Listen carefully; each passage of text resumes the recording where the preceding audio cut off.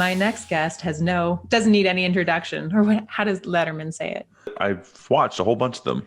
Look at us, pros. Yeah. I know, right? You've done so many. I'm a baby in the podcast hosting role. Honestly, it's one of those things where it's like, we've been doing it for like 7 years, and it just sort of, time has flown by. Like when we first started the podcast, it was before we even had Sprout, and we did the podcast to just get our name out there and talk to photographers and educate photographers. And the whole idea of the podcast was just to kind of help us launch Sprout. And it ended up becoming its own thing. Like the podcast itself, 450 some odd episodes later now, with like, I don't know, 3 or 4 million downloads. And it's just like, it's its own thing. And I never thought that it could ever be that, but it is. Amazing. So, yeah. So what came first? Obviously your photography business. Yeah. So I've been a photographer for 15 years now. So I was actually a student right as I was starting photography. So I don't even have any, sometimes you talk on podcasts like, oh, in an old career. It's like, no, my old career was like a student. I was like a poor student.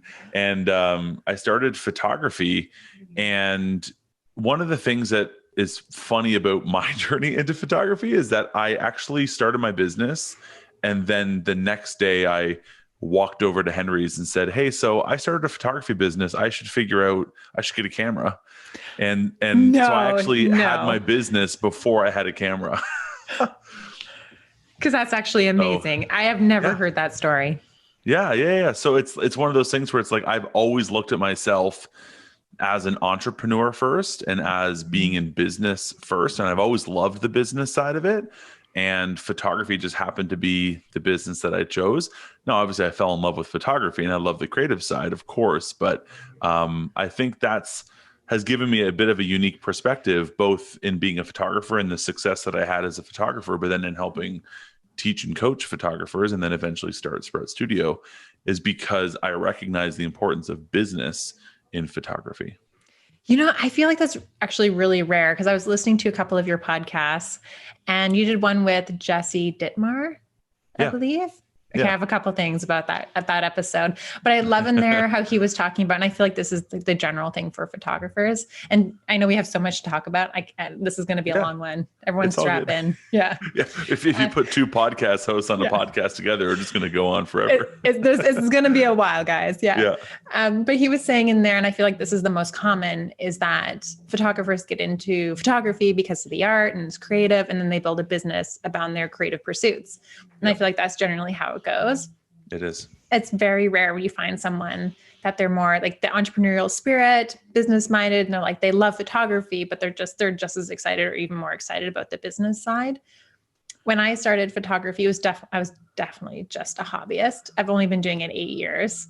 And 8 years is still a long time, Stacey. Don't sell yourself short. Yeah, just look close at the wrinkles. Right? Yeah. I am from the Yukon, so I feel like the lack of sunshine growing up really helped me age well. There you go. Oh, you're a fellow Canadian. I love it. Right on. Yes. Yeah. Good. And it makes me so happy. But my very first workshop I ever attended was on the business of photography. My very first one. Good for you. And I bet that contributed in a really big way to you, finding the right path for you in photography, I would think. I think I became, I don't want to say successful because that's such a personal term and what that means to people. For sure. Yeah. Right. But for me, I felt like I became successful fairly quickly in the industry because I really was focused a lot on the business side. Yeah. But see, that's exactly it's the same experience that I found, is that in those early days, because I focused so heavily on the business side and I thought intentionally about sales and marketing and branding and all of those things, customer experience, I learned photography. I was a good photographer, whatever, but it's like, good photographers can fail. Great photographers can fail because they're not good at business. Yet often you find very successful photographers that maybe creatively aren't the greatest photographers in the world, but they have figured out the art of business. And I think that's a big thing. You know, those early days, I remember seeing so many of my friends who were photographers. I built a lot of colleagues in the industry, and so many of them were just struggling, and they felt like they were spinning their wheels because they couldn't find traction in business. They were great photographers. They made great images, and they even connected well with clients, but they could never really sink their teeth into the business side. And that's the missing piece, I think, for so many photographers.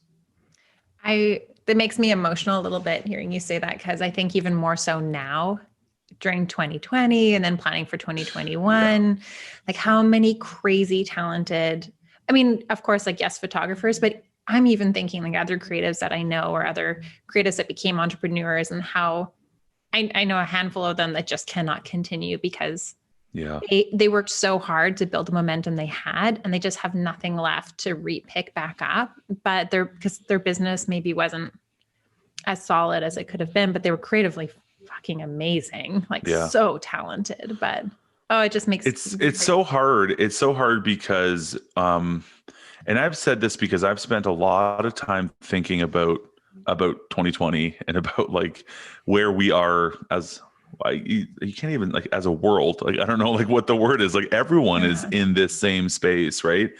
And I think for our industry, for photographers, for creative entrepreneurs, 2020 fast tracked us 5 years, and it really agitated the problems and the challenges that photographers would otherwise have faced.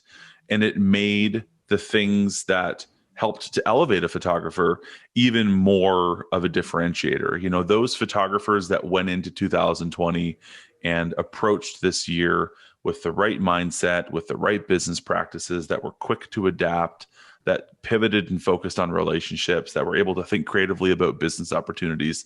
Those photographers I'm seeing now every day are succeeding. They're doing great. I mean, you know, would they be in a different place if we didn't have the pandemic? Of course they would, but they're able to adapt. They're able to work with it, and they're being adaptable in their business.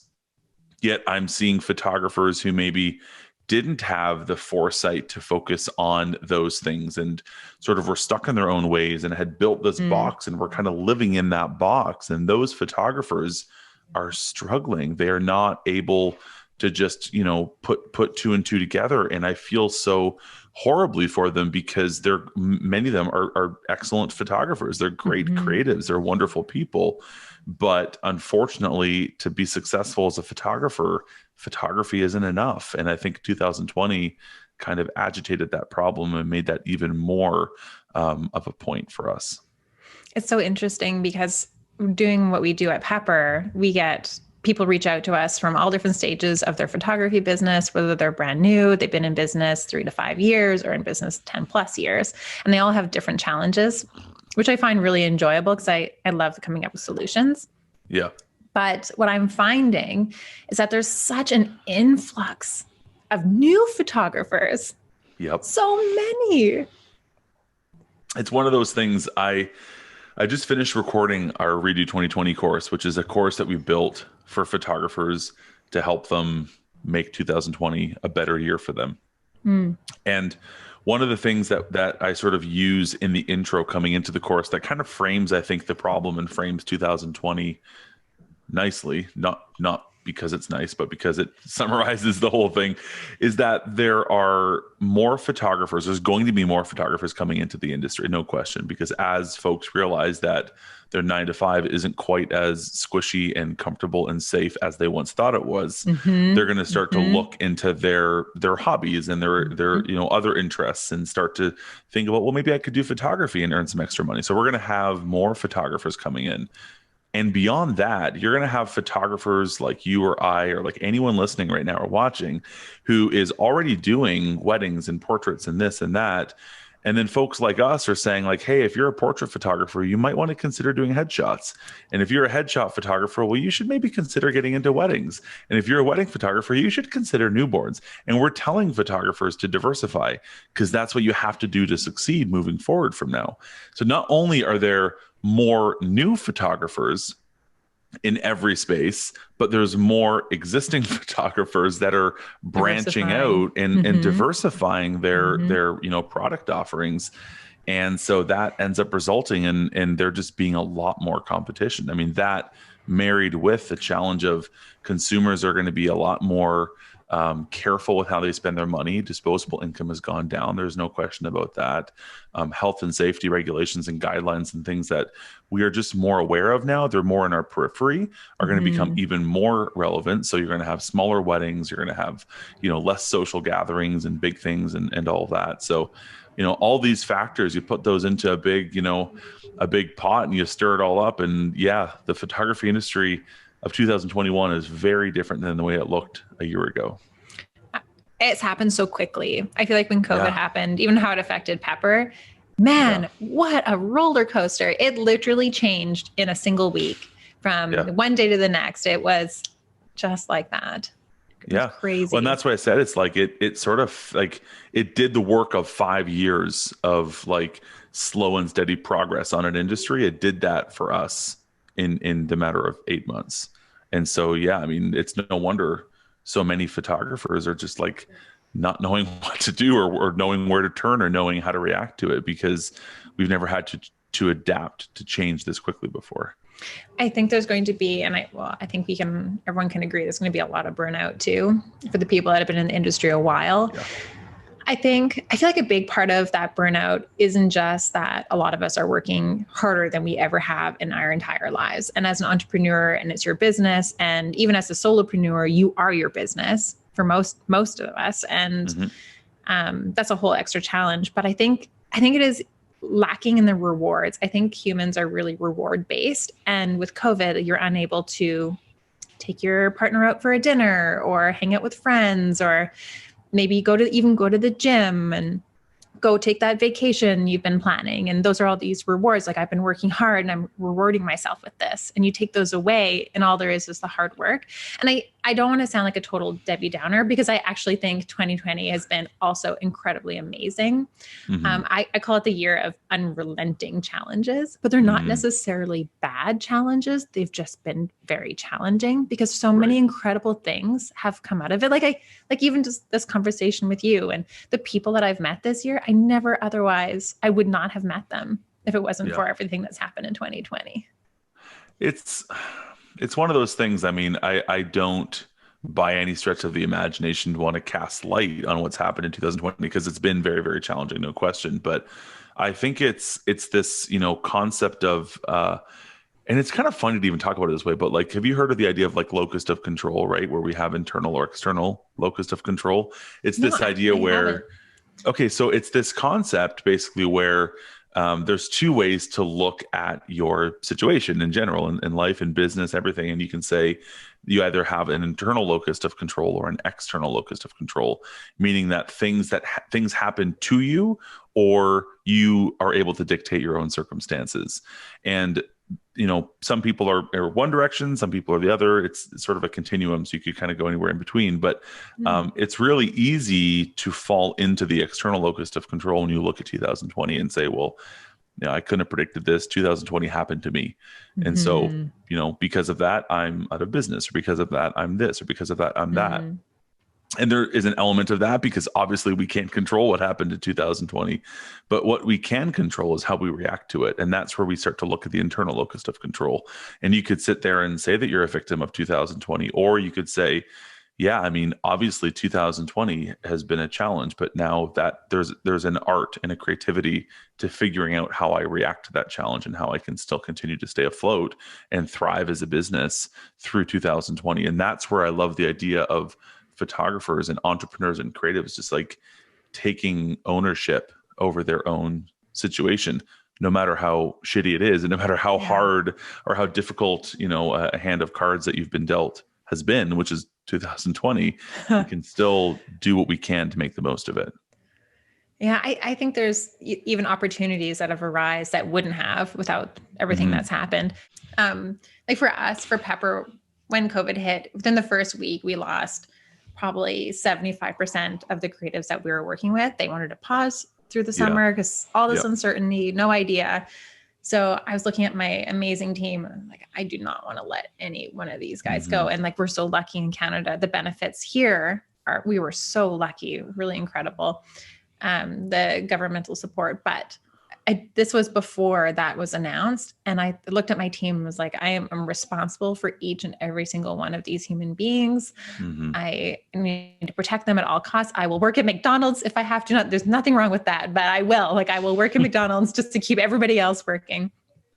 But so I just, as like a Hail Mary, started Conference and Chill. Yeah. And it was insane, the amount of people that wanted to be a part of it or said yes to presenting or hanging out with us. I'm like some nerdy little Canadian girl. Like my office at the time looked out into a liquor store and a strip club. I'm who cries a lot out of her left eye. Who cries a lot, just out of the one eye, right? But I mean, I was absolutely nobody. And then I had this incredible opportunity to create this. And how many people said yes blew my mind. Like Helen Sloan from the Game of Thrones set photographer. I was like, that's insane. Like if it wasn't for 2020 and COVID, would she have been free enough and like even considered coming and hanging out with us? Probably not. Well, I think that's like an interesting, if you look at some of the the positives that have come out of this, one of the things is that I think relationships have just been like put on a pedestal. Like they've been elevated in such an amazing way. And I look at it like in that context, that's a great example. Another example that I've been, encouraging and teaching photographers to do left, right, and center. And I know many of them have done it where it's like, reach out, like, through the thick of this. I remember back in April, we did this whole marketing challenge to help photographers, adapt to this. And one of the things was like, go out and just start talking, probably virtually because you can't see them anymore, but like talk to like other local businesses and say, how can I help you? Hey, you have a greenhouse. This is the springtime when it's normally your busiest time of the year. And you literally cannot have people into your greenhouse. What do you do? Well, you have to pivot and figure out, well, how do I show off the stuff online? I got to use social media now. I have to make an online shop that I can have clients order through and then come for curbside pickup. Well, how can you as a photographer help with that? Well, they need photographs of things they've never photographed before. So there's like relationships that I've seen photographers making through this that, otherwise that relationship probably wouldn't have really started because everyone is just in the busyness of their lives and the busyness of their business.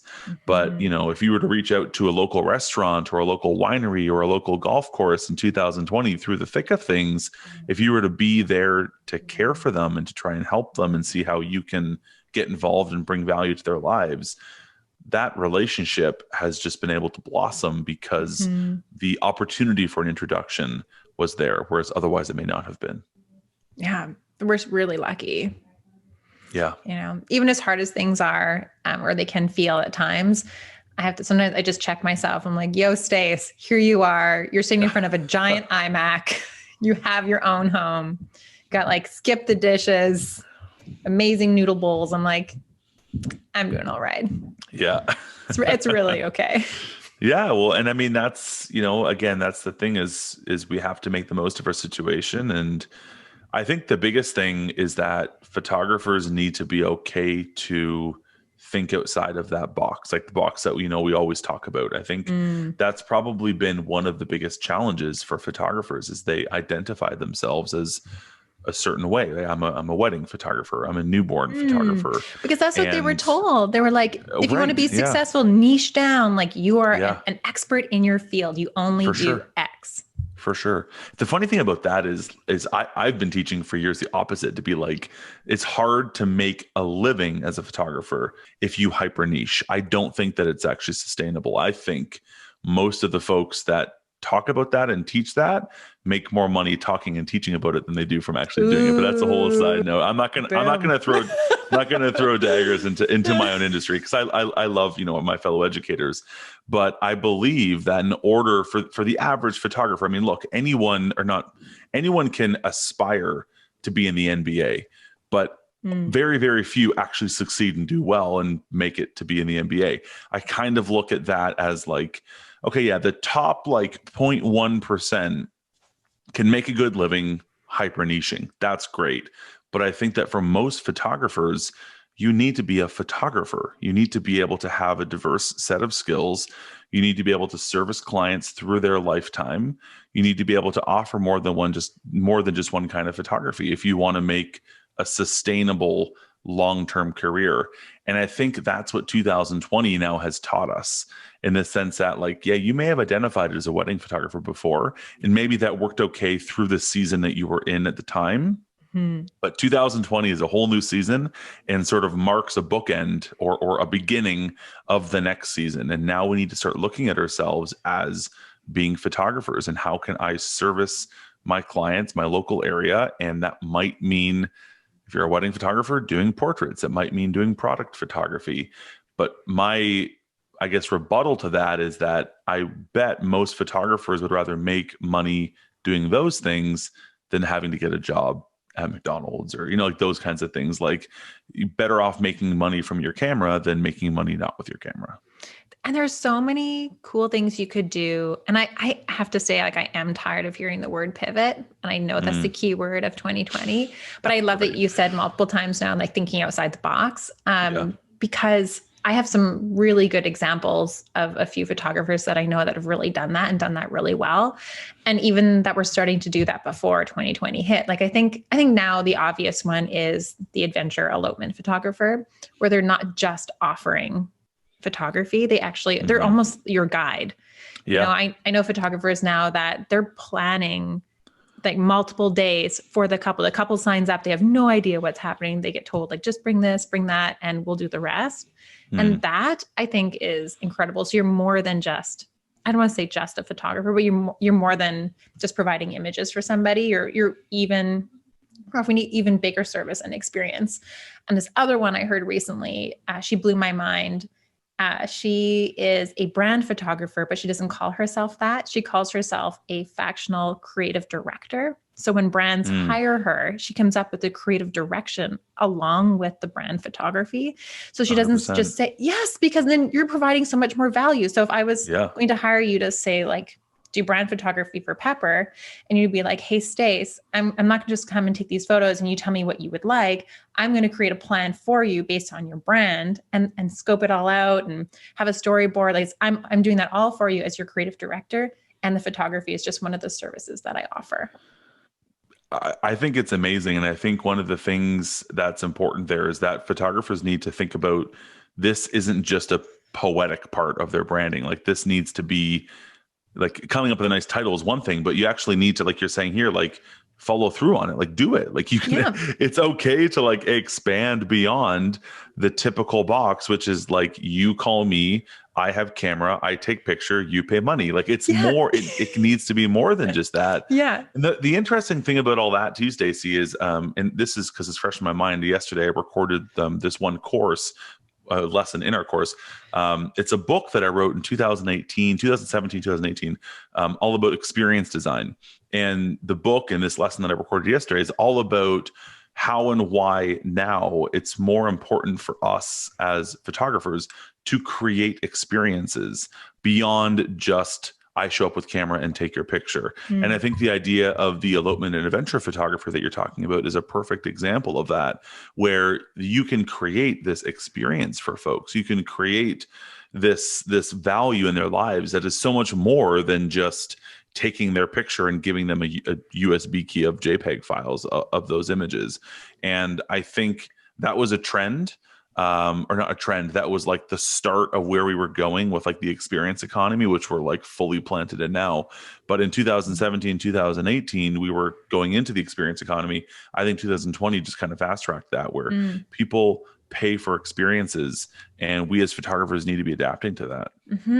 I mean, how many photographers do you know personally that have said something like, my photos didn't turn out good because my couple wasn't expressive, or they didn't move right, or they didn't do this right? And it's actually not their job to do that. They're not there to perform for you. Right. They're not actors and actresses and models. Yeah. They're people, right? So they're people. Yeah. So even if someone was to start small, where, maybe instead of, they don't have a wedding anymore and they're just eloping the two of them, like, creating a little experience just like that, going to their favorite date places or places where big momentous things have happened in their relationship, and then having them tell the story and walk through to those places. And like you're creating that whole environment for them. I think that's something so easy that anyone could do. That's more than just, let me take you to a field and you guys be gorgeous for me.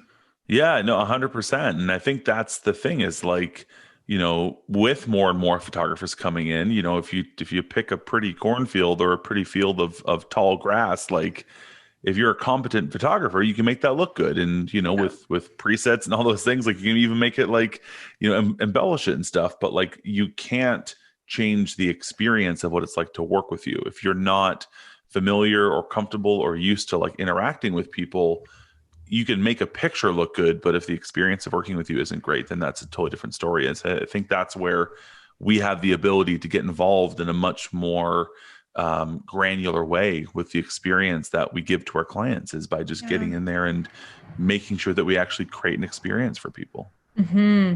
There are so many things photographers could be doing. I was thinking of your greenhouse example. You could, even if you did something nice to them up front, whereas you're helping them out, you're taking photos for them, it's something that you're just genuinely offering because you're able to. I mean, that's absolutely incredible. Yep. But then later on, there could be a relationship where you help them build out their social media strategy. Yep. Right? What's going to be on your grid? Like, we know, photographers know. I mean, the good ones know how to market themselves, but you can help other businesses do that. You may not even think that's in your skill set. Even when someone asks you like, oh, how do you market yourself on social? And a photographer might just be like, I don't know, I just do it, because it's in our experience. Like, we've learned that, and it may just feel second nature for us now. But for a company that has only been brick and mortar, it's all new to them. And your knowledge is a lot more than you know. That's the thing, is like, as photographers and as I've been teaching this idea of branching out and diversifying your revenue, I always start there, because think about the skill set and think about the value that we could bring to someone. Like, what do we intuitively know? We know marketing, we know lighting and cameras and lenses and perspective and settings. We understand technology probably better than the average person. We understand web design probably better than the average person. We understand social media and color harmony. And there's so much more that we can offer than just taking pictures. I mean, we would look like a James Cameron to like, the average restaurant, right? In terms of video, like, even though you might not be a videographer, the skill set that you have in comparison to like, a chef owned restaurant, like, so much more about audio, video, composition, lighting, like all those things than that, because that's not in their wheelhouse, and that's fine.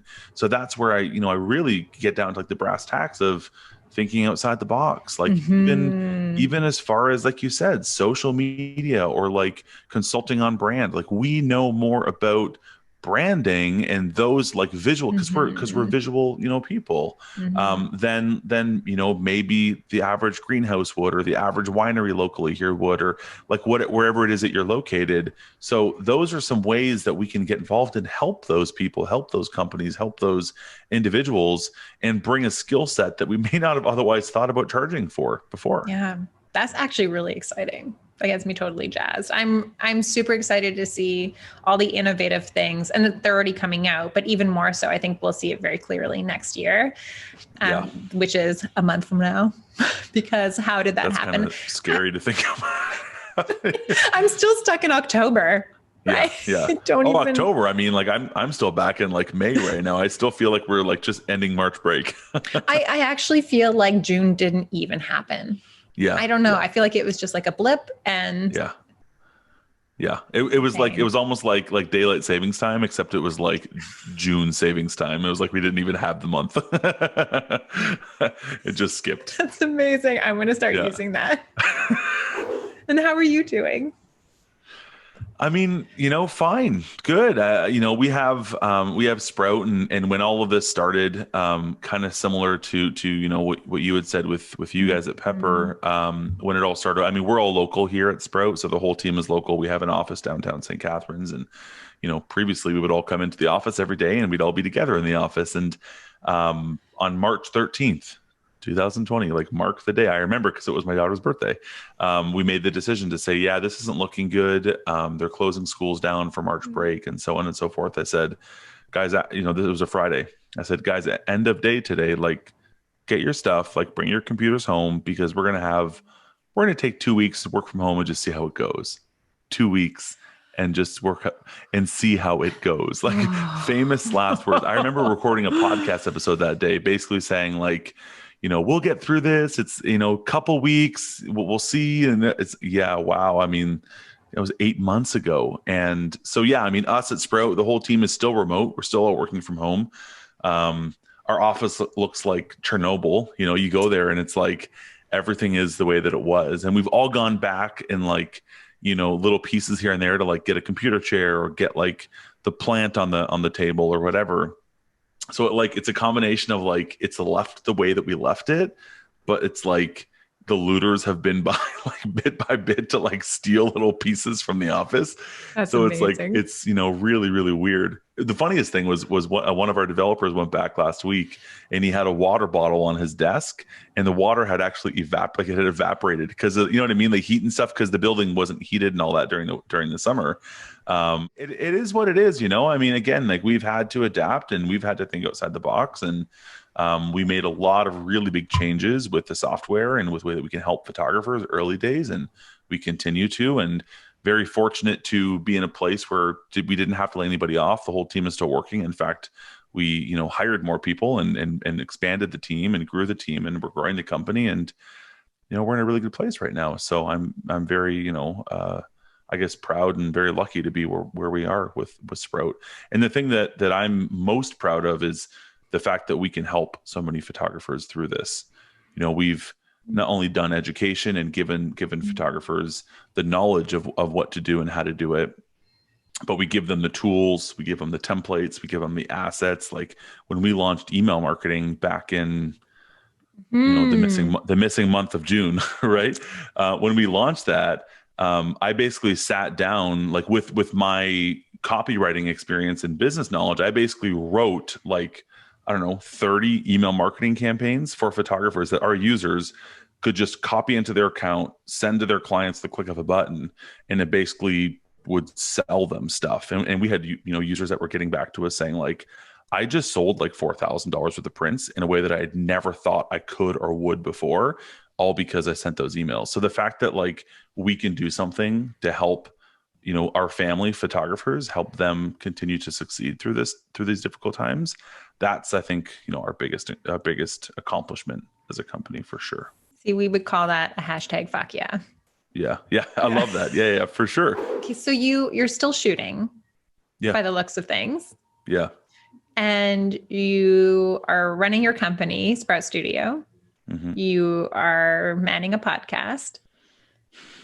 And you have a family. 3 kids. Holy crap. How? How? You're stressing me out, making me think about it. No, like, do you sleep? Do you? I'm going to say no. A lot of coffee. Let's just say that. A lot of coffee. I mean, at the end of the day, I've taught a lot about productivity, about time management over the years. And I think that's really what it comes down to, is like just being a master of your time and figuring out how you best, hop in and out of zones of focus, and outsourcing, hiring the right people to do the right thing, both internally, like we've got, a great team at Sprout that I can pass things off of and they can do a lot of things, but also externally, like I've never been under this veil of like thinking I should be the one that does my own bookkeeping, or I should be the one that does my own like contracts, or just things like that, right? There's so many things that you can as a photographer outsource or insource or automate or streamline. I think that's the other thing too, is I'm like obsessive with systems. Like, I know they're making you cry. You're so it's so funny. I actually am a little bit. The tears started to drop when you said the 3 kids, and I was like, oh, suck it back. Yeah. But I mean, that's the thing, is like you can do it all. I remember actually, Stacey, this is maybe 8 years ago. I was the chair of our local branch of Professional Photographers of Canada. And I was having a board meeting with the rest of my sort of, I guess, team or whatever. And I was saying at the time, I think we were just planning, my wife and I were just planning on having our first. So, because our oldest is 7 years old. And I said to the one photographer who's a local photographer, And I said to her, I said, yeah, I'm taking off at like 1 or something today. And she's like, how do you take off? How do you just take, it was like a Wednesday. How do you take off at 1, like from your studio? I said, oh, I actually, most days of the week, I'm done around 1 o'clock. She's like, how many hours a week do you work? I was like, 20, like 25, maybe. She's like, how are you running a business working that little? And I mean, they knew because I teach pricing and everything. And, I was making well over $100,000, $200,000 as a photographer working 20 hours a week. And it was like mind blowing for some photographers. And at the end of the day, I don't say that to brag, but I say that because like you can, if you have the right systems, if you have the right tools, if you have the right processes, if you have like, it's as non-sexy as they are, but like standard operating procedures and like checklists. And if you have, a good grasp on those things in your business, you can save so much time in your business. I remember I have like a super specific example of like, I was coaching a photographer. It was a husband and wife team. And, they were sitting there and they wanted to figure out how they grow their business. So we came up with all these ideas of like new relationships they could build and new marketing opportunities and new this and new networking and all these things. And they're like, okay, that's great, Bryan. I don't have time to do any of those things. I said, let's pull up your calendar. I said, walk me through what you did this week. Or I think I had them document every like 10 minutes of their day for an entire week. And then we reviewed it at the end of the week. I said, okay, let's run through what we did. And sure enough, their calendar was full. I mean, they were like editing a wedding and then this and then that and then this. And so what I did is I took that and I said, how can we do each of these things better? How can we implement a better zone of focus for different times during the day based on when you work best and when things can best happen in your lives? And we just went through this exercise over like an hour or two. The next week, they got everything done at Monday or by Monday at like 1 o'clock. And they're like, what do we do with the rest of our week? And I'm like, ta-da! You're like, take that's a what nap. you do. Yeah. But that's when you can start to, grow your business or market or network or take time off or like have creative shoots or go do something for yourself or take a stinking nap. Like whatever you want to do, like that's how you can make time for those things, is if you're intentional about how you spend your time in your business. And I'd say, I guess, long answer to your question, like that's, I think, how I have arrived to where I'm at, where I can juggle a bunch of things because, I've got the right systems and I just have made the right choices in my business. It's so interesting because that we are such proponents of that as well. Processes, systems, automation. And it's interesting because I'm going to say most of the photographers we work with resist it so much because they want to have that personal touch with every single client of theirs, every single email, every single step. Mm-hmm. And my comment back to that is, do you think that your clients, if you're on time, if you provide information upfront, even if they even know it's automated, what are they going to feel? Oh, this person has their shit together is what they're going to feel. They're like, they are taking care of me. They are legit. They're professionals. They're not going to say like, this isn't like a word for word personally sent just to me. Like, of course you want it to be personal. There are so many ways to make it still sound that way. And there's times when you do have those personal messages or videos that you send to your clients, but they're like, I'm going to say like 80% can be done in a way where it is automated or like a great process where it might not feel like your personal touch and like you're writing out every single message that goes out. But I'm going to tell you, your clients are going to love it. Well, and the thing is like automation is not synonymous with impersonal. Like automation doesn't mean that it has to be impersonal. Automation just means you're being more intentional with what things you do have to touch, right? I mean, something is simple, and I use this example more in the context of Sprout, but like to confirm a date with a client, like you've got a meeting next Tuesday to like confirm with them. Why does that need to be like, hi client, it's Stacey, how are the kids? Just confirming next Tuesday's good for you. It's like, why does that have to be this like thing that you've personally typed and sent to them, as opposed to something that's like, hey, just confirming Tuesday at 2:00 at this location. Boom. Yeah. Like that doesn't have to be highly, highly personal. Something else like a response to something should absolutely be personal. But even if it does need to be personal, who's to say that it can't be streamlined? And that's this process that I teach of like automation, streamlined, or systematized, right? There's 3 different buckets that you can fall into. And what sounds more of a better way to communicate with your clients? There's 2 options. Option number 1 is you take time right now, and you always have clients that ask this one question, or that at some point in the relationship with the client they're going to ask question X. So you take time right now, you put some good focus music on, you make a nice cup of coffee, and you write a really thoughtful response to question X that is like fully detailed, has a lot of personality. It's you writing it. It's nothing. Yeah. It's not automated. It's you writing. You've written a really thoughtful response. And then every time question X comes up, you send that message.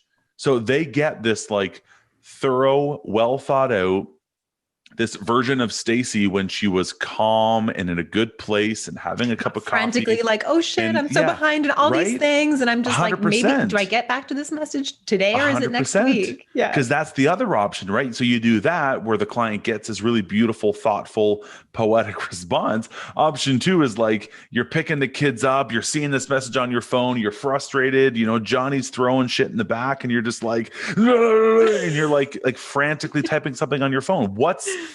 Sure, that one's more personal because you typed it at the time, but like that's not more personal. That's just you playing reactionary mode as opposed to being in proactive mode. So I'd argue, by all accounts, streamlining and writing these things in templates is way more personal than trying to write them every single time they come up. And I think when things are automated, now you have time. If you do really want to have like those extremely personal or out of the box or extra special purple cow communications with your clients, then you actually have time to do it. Yeah. Like your personal isn't that frantic even with email. There's ways to streamline that. Like we use at Sprout a tool called Bonjoro. So every time a new lead comes into Sprout, we make a personal video for them. That's like, hey, Stacey, welcome to Sprout. Like, blah, blah, blah, and we can make this video for them. That's not like, I don't set up my X-T3 and I record it on an SD card and then put it into a computer and offload it and edit it in Final Cut. It's like, no, it's quick, it's easy. And we found a way to streamline it, but it doesn't mean that it's not personal. Like it's us sending you a personal message. It's just everything surrounding it is streamlined. I love it. I see. I'm going to just record and I'm going to edit just this section. So when someone says that automation is impersonal, I'm going to like, we got to watch this. You got to watch this. Yeah. See, that would be you automating your response to someone saying automating is impersonal. I love it. It's so meta. It's perfect. This just, made my whole day. I love it. So what are your plans for 2021? Oh geez. At Sprout, we have a lot of big plans. We're working on lab integration right now, which is big, something a lot of our community's been asking for, redoing the shop, things like that. But I think beyond that, I think our involvement in just trying to help photographers continue to figure this shit out is just going to continue to stay at the same pace because again, it's been hard, right? It's been hard for a lot of photographers. I think a lot of photographers are getting to the point where they are getting burnt out or they're kind of reaching the end of their rope in that sense. And so I think that they're going to need a lot of help going into 2021. So I have this weird thing where I always make other people's problems my problem. Like I'm a problem solver. Like, and I really care so deeply about our industry and about photographers and helping photographers that like, if I see photographers struggling, like I want to help. Like, that's literally why I built Sprout. Cause I was just like this, the current solutions aren't great. It's complicated. It's confusing. Like there should be a better way. Well, I'll build a better way. And like famous last words, right? That's exactly like Pepper. Yeah.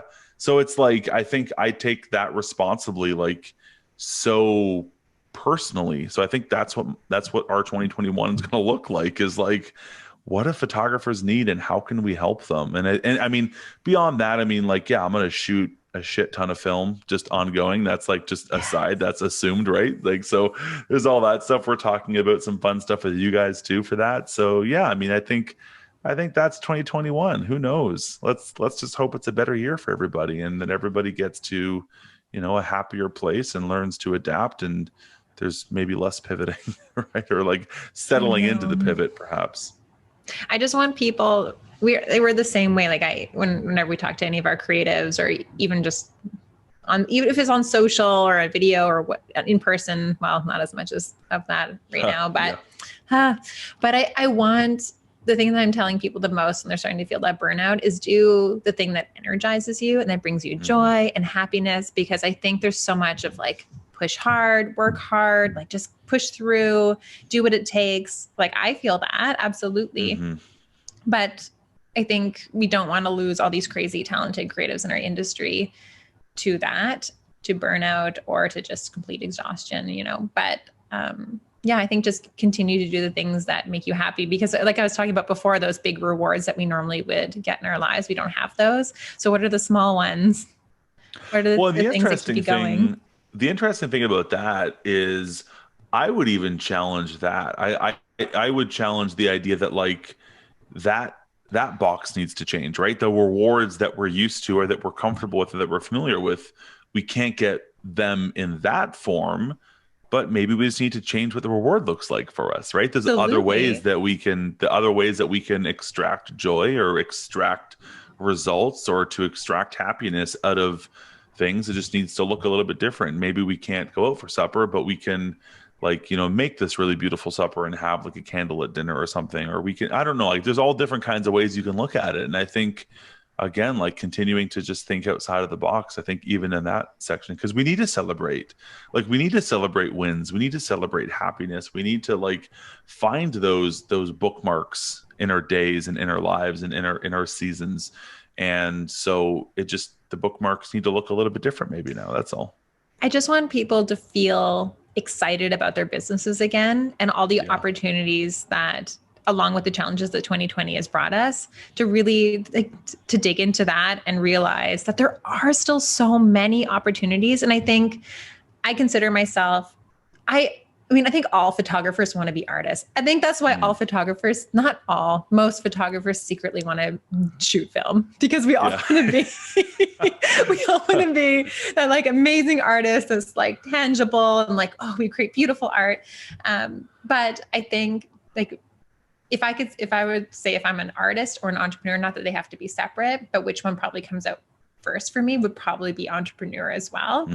And of course, like I keep saying it, like I do want to be an artist, but that's the stuff that gets me even more excited, because you can't help but see the opportunities. You can't help yourself but see those possibilities. And when you're a solution-driven person, and when you genuinely enjoy people and you like people and you genuinely care about people, you can't help but get excited about that.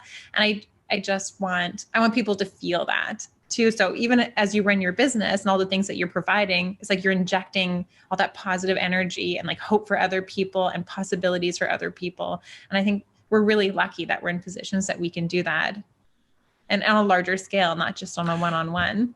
100%.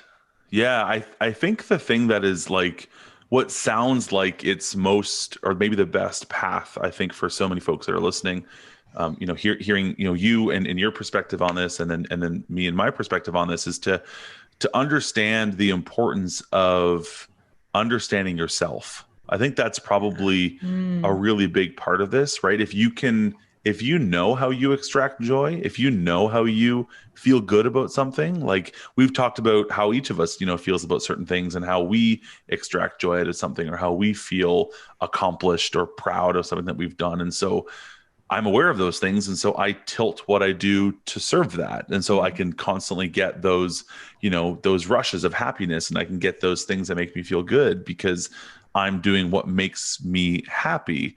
Other people might be like, I don't know, I don't get joy out of like finding responsibility to help other people. I need to like figure out how to help myself first. That's cool. That's fine. But like, just figure out what makes you happy. Figure out what brings you joy. Like, I feel like Marie Kondo or whatever, like, what does this bring you joy? Figure out the things that make you happy and that bring you joy, and try and give yourself opportunities to fulfill those in your business and in your life. And then you're always going to have those little spurts of energy and of joy that keep you going. I thought you were going to quote Marie Forleo, which is another Marie that I really love. Oh, yeah. Because her thing is to start before you're ready. And I think there's a certain energy and excitement in that, where you're a little bit terrified. You're a little bit like, holy shit. But it's like this exciting thing that just pushes you forward. Yeah, 100%. I think if you think back in your life of anything that you have had, how you would define success, because success is very, very subjective. But if you think of anything that you feel like you've succeeded in, I almost guarantee that there was a point of fear before you reached that success. Oh, yeah. Success only comes if you push past that fear. So absolutely. If anything, that's an encouragement to like look fear straight in the eyes and just be like, I got this, because I know that when that fear comes up, I know that when I have that tingling, that means I'm just on the other side of success. And so if you push past it, what's on the other side. And just the exhilaration of that. I get very motivated, and I will work extra hard. And I just always want to contradict myself a little bit here, but because I will work extra hard when I'm feeling that energy and that motivation and the excitement and that fear. I will dig in even more and really just go for it. And I find that extremely exhilarating. But I mean, also then we're big proponents here of work-life balance. And I don't even say this very often, but I don't even know if I 100% believe in work-life balance. I believe in life balance, and then living how you spend your time is purposeful to you, like it's fulfilling to you. Like if there shouldn't be like this percentage for every single human being on the planet. There is this percentage of this and this percentage of that, and like self-care, family time, work time, exercise, make sure you make meals for yourself. I had the best deal going on where I did photos for a friend and she did the personal catering for me. And I love cooking. I think it's really fun, but oh man, yes to that every single day. I love it. I think that's really important, because it's so easy to be kind of sucked into that idea of work-life balance. And so many of us educators, like in writers and authors, we talk about work-life balance, but it's a concept. It's not like a thing. It's not like, because even the very nature of like balance, well, balance means that things are, perfectly level and they're in balance. If you can picture like a scale, it's, on balance. But it's never going to be the case with work and life. It's about prioritization. It's about, putting things where they belong in the spaces they belong. The concept I love the most in that topic of work-life balance is the rocks that Stephen Covey talks about. Have you seen that, or have you heard of that? No. You guys need to link or embed the video of that, because it's a fantastic concept. Basically what he does, and I've done this when I've taught as well, because it's a really interesting visual way to show this. You basically have, you have 3 buckets, right? Or 4 buckets. You've got one bucket that's empty, and then you have another bucket that's got a whole bunch of sand in it, and another bucket that has a bunch of pebbles in it, and then another bucket that has a bunch of big rocks in it. Right. And so you go to someone, you say, okay, so this sand, these are like all the things that, we have to put fires out. We got to answer emails. We got to do these like this is the busyness of life, right? That's what those are. The pebbles are things that are like, they're important, but like they don't take a lot of time, and they're not like big foundational things in our lives. Right. The bigger rocks are things like the things you really care about. It's, your health, your fitness, your kids, your church, like whatever it is. Right. And he walks through this exercise of saying, okay, so most of us will take this sand and he dumps it into the empty bucket. And then he takes, then we'll take these pebbles and he dumps that into the bucket. And now at this point, the bucket is getting full. And so you go to take these big rocks and they don't fit into the bucket anymore. So you're like, that's what most of us do. We spend our time focusing on all these other things, and we don't plan things properly. He goes, here, let me put these back into where they belong. He puts everything back in the buckets. He goes, what happens if we took the bigger rocks and put those in first? So they go into the empty bucket first, and then the pebbles go on top of that, and they start to fall in between the cracks and all that in between the other buckets, or in between the big rocks. And then he takes the sand and he pours all the sand in, and the sand then just kind of fills all the gaps and goes in, and miraculously everything fits into that bucket when you do it that way. And obviously the lesson is, plan your big rocks first. Like the things that are important to you, whatever that is for you, the health, kids, whatever, like make sure that you make time for that. Make sure that you plan for those things. Make sure that you treat those as important times and priorities in your life. And if you do, everything else can kind of work its way around it. And at the end of the day, if you can't fit all the sand in, are you really that disappointed if you don't have to put out a couple fires? Like maybe it's okay, like maybe that's all right, but at least you've had time to focus on the things that are most important to you. And I love that concept, as opposed to like the traditional concept of like this work-life balance thing, because life is so much more than like work life, right? And it's so fluid and it fluctuates. There's like 3 things immediately that come to mind, and like all creative entrepreneurs, is probably like a lot going on up here at once, but I would say even, well, first, number 1, if all the sand doesn't fit, well, I mean, I always say to the team, like, we don't run an ambulance service. Nobody's going to die. Yep. Right. Our business is important. Our clients are important, but at the end of the day, like, so is our health. You don't want to end up with a heart attack. And I think depending on different times in your life, those rocks may even shift a little bit. Like sometimes you really you need to put your family first. And sometimes you're like, to get ahead, like I need to put my work first, and then I have support. So like maybe this other thing becomes second. I know, like for me this year, I have not been great with my fitness. I'm down to 1 pair of pants that fit me, my friend. Oh. So, but I know it just fluctuates. And I know coming into winter, like I'll put the hammer down, but it's just one of those things. And I'm okay with that because certain things come first during certain different times in my life. And that's okay. It doesn't always have to be the same. I love how there's an educator. His name is Michael Hyatt. He writes a couple of books and stuff, and he's a very inspirational guy to listen to. And he talks about this concept of like seasons of life. And I love how he puts that, where it's like, the season that he's in and the way that he teaches and the way that he talks and tells, folks to prioritize things. That makes sense for him in his season, but it may not make sense for you in your season. If you've got a young family and you've got this and you've got that and extracurriculars in school, it's like that might be more important than like taking a trip to wherever for 3 months. Like you may not be taking a sabbatical. Like some of us young parents can't do a sabbatical because we've got kids. Like it's just so being aware, right, of seasons, I think is really important too, because it's easy to be inspired by listening to someone else being like, oh, I love that they travel the world, or they this or they that, or they have all this time to do these cool things. But it's like, that's cool to be inspired, but that doesn't mean that you have to go and do those things, because you don't know the context that surrounds them and what they're doing in their lives.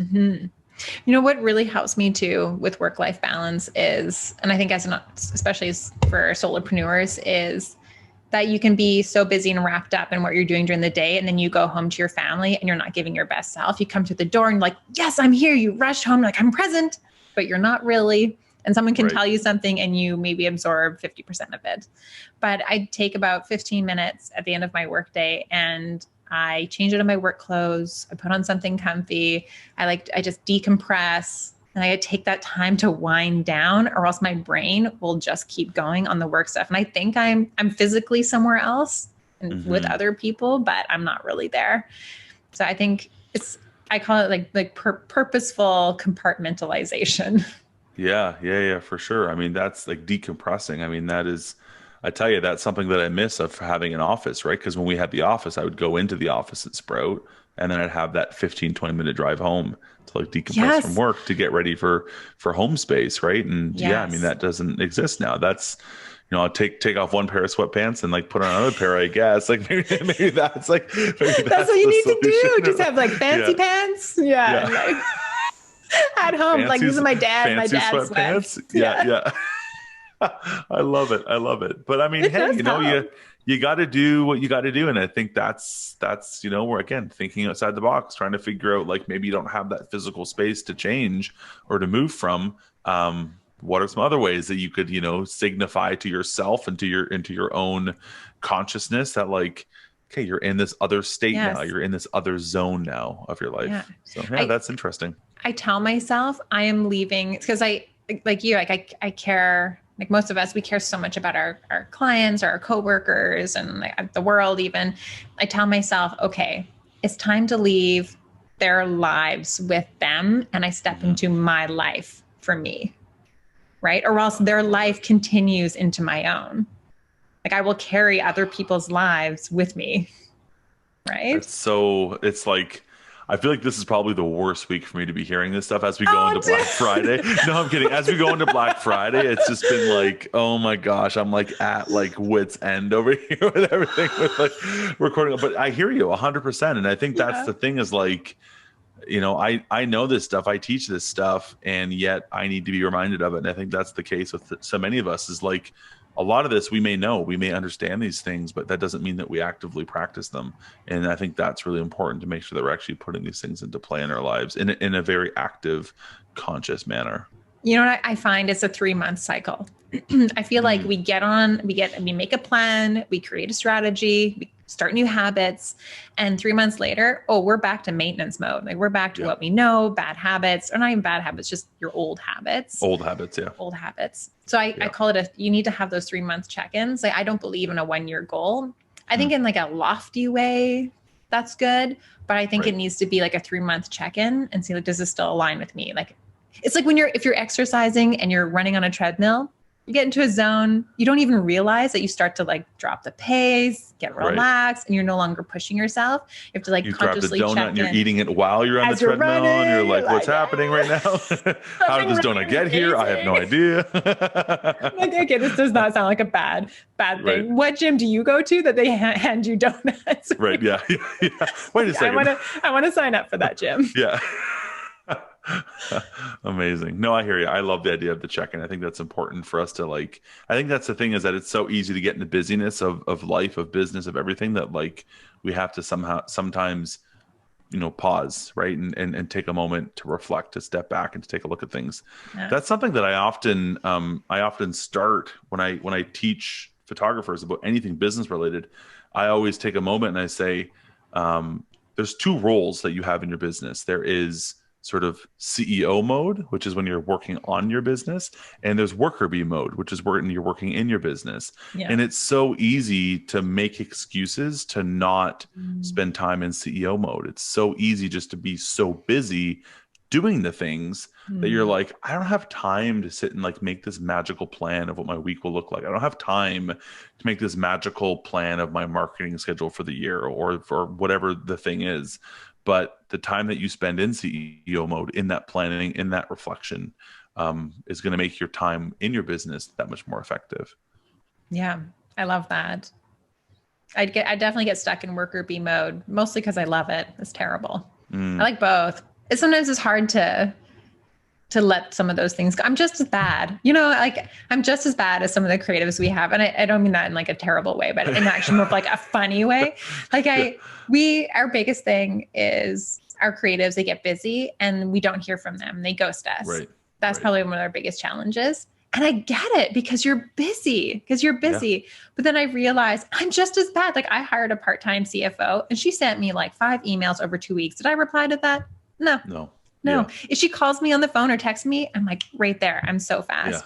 Yeah. But I'm just like, I feel like same thing. Like I know this stuff and I know there's things I could do and process I could have. But when I get busier in that worker bee mode, because there is a part of me that loves that, because I get some great reward out of it. Like I'm doing something and I'm seeing things execute and I'm doing it because I came from being a solopreneur. That's my background. So I was used to doing that.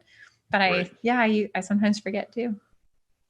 I don't know. You need those like those bookmarks. Like if you make the time, and that's one of the things I've often seen work to great success with photographers, where it's like, you know, put it in your calendar, like the big rocks, right? Like put these things in your calendar that are non-negotiables. You know, every Friday is CEO mode time, right? And I'm going to hop in and like, you need to give yourself the permission, because if you don't give yourself that permission and if you don't plan for it, it'll never happen, right? Like you can want to get in shape as much as you want, but unless you make time to make healthy decisions and go to the gym or whatever, right? And hey, believe me, like I'm not one to talk about that, right? But like this whole idea is like, if you don't make time for it, you're basically saying it's not a priority to me. And when you frame it that way, it's like, you know, I could coach myself on that and be like, well, Bryan, if health was actually important, you would make time for it. Like the fact that you haven't says that it's actually not a priority. And it's like, damn it, It's a Bryan, hard you're thing to right. swallow. Stop. Yeah. No, but it is. It's Yeah. true, right? That's how it works. And so when it comes to that stuff, CEO mode stuff, like just put time in your calendar for it. Otherwise, there's always going to be an excuse. I've been a photographer for 15 years, and I can't think of a single time when my to-do list was actually empty. Oh no, I've never had a time. That's Never not a had thing. time. That will not So happen. if you are constantly running on that treadmill, running on Yes. that, hamster wheel, saying, well, as soon as I X, things will get better. It's like X never comes. I promise you. It just moves. That finish line just constantly moves. Thank you. This is something that I would talk to the team about all the time. In our business, and think in any business, having a to-do list means you're doing something right. The to-do list should never be empty. The aim isn't to check them off till it's empty. It's to live in that list. Yeah. Bathe in the list. Right. And prioritize the list and figure out what needs to bubble to the top and what needs to kind of get crossed off and get deleted. Yeah. And as soon as it's empty, I'm like, I would be worried. So you've done so many podcasts. Have you ever had a really bad one? Oh boy, I have. Oh my gosh! Nearing the beginning, or at what stage during? No. So the interesting thing, I'm trying to think about how much detail I want to go into on this one. I don't think it'd be fine. So I had, the funny thing is, so we've done 450 or whatever. I've always been intentional about trying to bring on guests onto the podcast. Obviously I bring photographers on, we talk about business, but I've also always tried to introduce our listeners, photographers, our community, to folks who aren't photographers, but have a unique insight onto some aspect of business or marketing or sales or whatever. So I've pretty much brought on all the authors and speakers and educators that have inspired me as an entrepreneur over the last 15, 20 years. All the, authors I've read their books and I've watched their TED Talks and I've done this. I've basically brought all of them onto the podcast. I've had all those folks on the podcast, which is really neat because it's like, I get to have these kind of, fanboy moments where it's like, you helped inspire me and have inspired my thought process as an entrepreneur. And now I get to have a conversation with you and kind of pass that inspiration on, because so many photographers now don't seem to get outside of our own echo chamber of photography. And so anyways, that's interesting because I've had a lot of conversations on the podcast with non-photographers. That's really cool. There's one that and I won't say who it was, but it's an author, very, very well-known author, very highly regarded author and business educator, that I could not believe I got this person on my calendar. And I was like, oh my gosh, I planned for it. I reread a bunch of the books and I was just so jacked for it. And I hopped into the call with this author and I was like, you are not who I believed that you were, not even close. The author was rude and abrupt and not friendly. And we were doing this, we had hopped on video and he was sitting there leaning back, picking his nose. I was just I swear, Stacey, I swear. I was like, are you kidding me? If I were to say this author's name, people would be like, really? You would never think. And so it was really disappointing for me because I was really looking forward to it. And this author has really inspired me. And I still really love the books and the education that this author's put out. But just as a person, interviewing this author, I was really disappointed. And when I finished it, I was like, that wasn't good. The way that the person had spoke, had interacted in the dialogue, had answered questions. I was like, this is really uninspiring. Actually, this is not who I thought this person was. Maybe they have a ghostwriter and that's why their books are so good. I don't know. But so afterwards I said to one of my co-founders, I said, what do you think? I don't feel good about this. This was episode 100 and something. So it wasn't even early days, but I said, I don't feel good about this, but I kind of like feel like I need to put this out because it was you're like, such a big name. Yes. Yeah. Right. And it was such a big opportunity for me to actually get on the calendar with this person. I ended up not publishing it, and it still sits in our trash can of episodes. So that's probably one of the most disappointing experiences as a podcaster, where and I don't know if it's because I had my hopes up so greatly because I really respected this person. But yeah, I was let down. So that's probably my worst experience as a podcaster. Otherwise, we're pretty picky with who we bring on, just because I guess we can be now with like 400 and some odd episodes. But it's just like this, Stacey, like, we hop on, you have conversations with people who are similarly passionate, and you just get talking and you have fun and you love to hear their perspective. And I think at the end of the day, everyone can learn something from everyone. And I bring the voice of our community to the podcast. Like, I come to the podcast trying to think, what would the listener be thinking? What would the listener be wanting to know or wanting to dive into? Or what questions would the listener ask if they were having this conversation? And because I put myself into that like beginner mindset, or not even beginner, but like that learner mindset, I put myself in that space of like, I want to learn, I'm hungry. And I put myself in that space. It just like the conversations happen, and it's just really wonderful. So we've been really, really blessed to just have so many amazing conversations with so many amazing people. It's pretty incredible. I love having the podcast. And for me, it was this excuse to be able to reach out to someone like, hey, like, I'm nobody. Do you want to come hang out with me? I have a podcast. Oh, dude. Like that was me reaching out to these authors. Like, I'm reaching out to people that like, they talk on like TEDx or whatever. And they've got like, they put on a show or something, and like they're keynoting in front of 10,000 people. Yet like, I can be like, hi, I have a photography podcast. Can we talk, please? Right. And it's like, they'll actually say yes. It's like wild. It's like, okay, it's wild. Cool. Yeah. I wasn't thinking you were going to say yes. I reached out thinking you'd say no, but you said yes. No, now what do I do? I don't know. I love you are such a good person. I love that you were like, you ask questions based on what your community wants to know. I 100% am super selfish with this. Like, I want to hang out with this person, and I just want to know this thing, and I just want to just chill with them. Yeah, I love it. Hey, I mean, both are cool, right? There's a lot of value and a lot of comfort and just like getting to kind of be in the same room together. And now all your community and your listeners are like hanging out with you while you hang out with this person. So that's like a cool way to look at it too, right? It's like you host the bonfire and you get to sit next to the celebrity, and everyone else is at the bonfire with you. What would you say would be the biggest takeaway from this conversation that you'd want people to know? Or even just, hey, it's been 2020, 2021's around the corner. Guys, if you listen to us ramble for an hour here, what do I just want you to take away? I would say the idea, and I mean, we said it 100 times probably, but like thinking outside the box, right? Like keeping your head up, trying not to let 2020 consume you in a negative way, like trying not to let it dictate where you'll go now for the next 5 years of your career.